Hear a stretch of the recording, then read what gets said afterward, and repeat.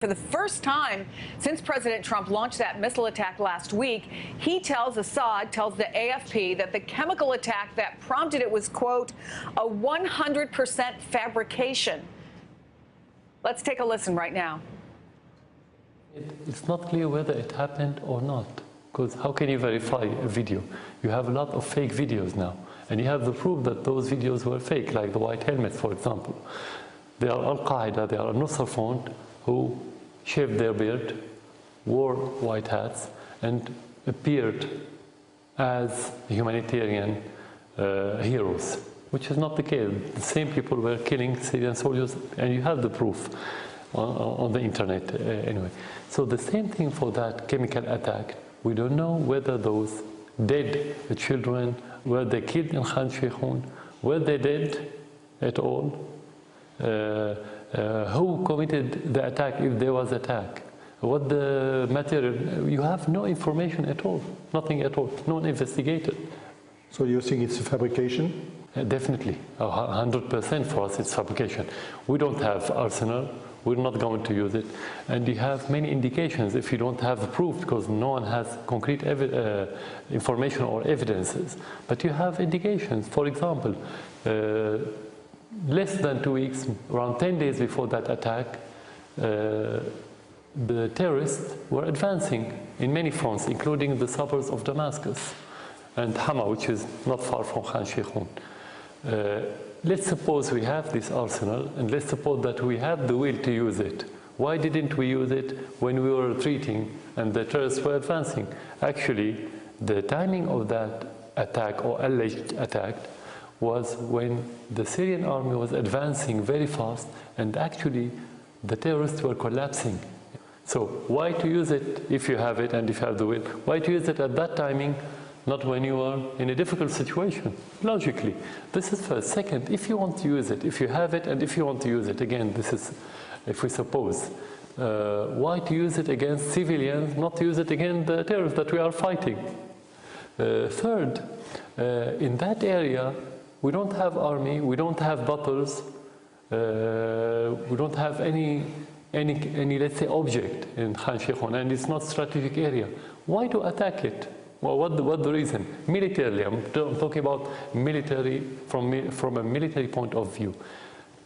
Of course, the foundation for us morally, we wouldn't do it if we have it. We wouldn't have the will, because morally this is not acceptable.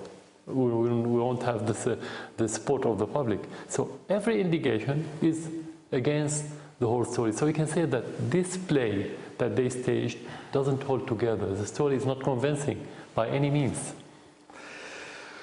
With the US airstrike, Trump seems to have changed his position on you and Syria drastically. Do you have the feeling that you lost what you have called a potential partner? I said if it was conditional. Yeah. If they are serious in fighting terrorists, we're going to be partner. And I said not only the United States, whoever wants to fight the terrorists, we are a partner.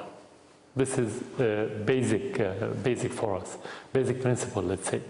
Actually, what has been proven recently, as I said earlier, that they are handing gloves with those terrorists. The United States and the West, they're not serious in fighting the terrorists. And yesterday, some of their statements were defending ISIS. They were saying that ISIS doesn't have chemical weapons. They are defending ISIS against the Syrian government and the Syrian army. So actually, you cannot talk about partnership between us who work against the terrorists and who fight the terrorism, and the others who are supporting explicitly the terrorists. Wow, that was extraordinary. I want to bring in NBC's chief foreign correspondent, Richard Engel. Richard, it isn't as if we expected Bashar al-Assad to come out and say, yeah, I did this, deal with it. But he said, basically, were the children even dead at all? There are a lot of fake videos out there. There's absolutely no evidence. So if we're to believe him, we're to believe, I suppose, Richard, that much of the world has been duped by all of this. What do you take away from it? Well, he was exactly saying that. He was saying that this is all a fabrication, that the videos are not real, that there are a lot of fake videos, and that this was a manipulation by a terrorist group. And I was struck by the same thing you were, that he says, well, maybe the children in the videos weren't even dead at all. It would be very hard to convince children to play dead. I can't imagine how anyone would manipulate that. But you have to understand the context. So Idlib province, where this attack took place, is in rebel hands. A lot of the rebels who are in that group are or were associated with al-Qaeda. So from the U.S. perspective and from certainly the Syrian regime perspective, that is an area that it considers in terrorist hands. The people who were killed, by all accounts, and if you look at the video, although Bashar al-Assad is not questioning that they were really killed at all, they were civilians who happened to live in that area.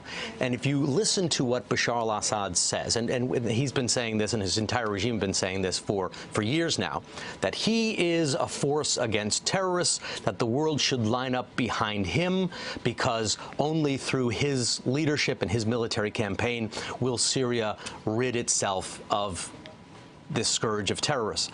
The U.S. position and the international position, save the positions of Russia and Iran, is that Assad is part of the problem. Because he's using such brutality, it feeds extremism, it allows terrorists to find fertile ground. But an extraordinary denial. He came out and said not only was it a manipulation, was it fake, maybe the kids weren't even dead, and that if we did have chemical weapons, it wouldn't make sense for us to use it at that particular time and place.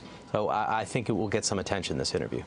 Hey there, I'm Chris Hayes from MSNBC. Thanks for watching MSNBC on YouTube. If you want to keep up to date with the videos we're putting out, you can click subscribe just below me or click over on this list to see lots of other great videos.